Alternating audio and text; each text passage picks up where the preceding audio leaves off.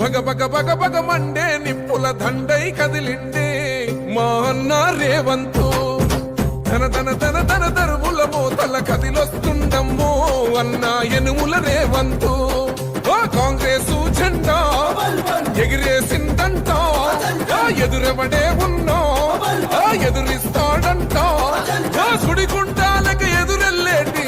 ఈరోజు ఆర్మూర్ పట్టణంలోని గుండ్ల చెరువు ప్రాంతంలో ఏదైతే రాష్ట్ర ప్రభుత్వం 4 కోట్ల రూపాయలతోని మినీ ట్యాంక్ బండ్ అభివృద్ధి చేసిందో దాన్ని ఒకసారి పరిశీలించడానికి ఇక్కడ రావడం జరిగింది. అద్భుతంగా ఈ ప్రాంతాన్ని అభివృద్ధి చేయడం జరిగింది. తొందరలోనే ఇన్ఛార్జ్ మంత్రివర్యుల్ని తీసుకొని వచ్చి మనం ఈ యొక్క పార్క్ని నియోజకవర్గ ప్రజలకి అంకితం చేద్దాం.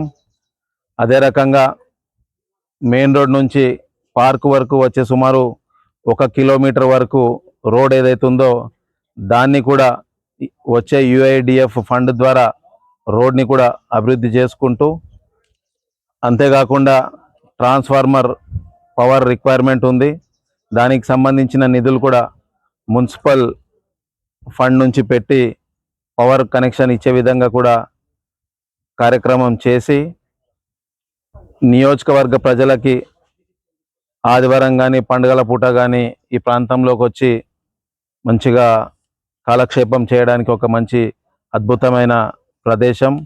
ఈ చెరువు కూడా కలుషితం కాకుండా మంచి వర్షం నీటితోని ఉండే చెరువు కనుక తప్పకుండా స్మెల్ కానీ ఏమి ఉండదు. నియోజకవర్గ ప్రజలు ముఖ్యంగా పట్టణ ప్రజలు వచ్చి ఈ యొక్క మినీ ట్యాంక్ బండ్ని ఉపయోగించుకోవాల్సిందిగా కోరుతూ, అదేవిధంగా వచ్చే గణపతి నిమజ్జన కార్యక్రమం కూడా ఉంటుంది. దానికి సంబంధించి కూడా మొన్న జరిగిన పాలకవర్గం మీటింగ్లో సుమారు 18 లక్షల రూపాయలు క్రేన్కి కానీ కరెంటుకి కానీ జనరేటర్కి కానీ ఇంకా మిగతా సౌకర్యాల అర్థం పెట్టడం జరిగింది.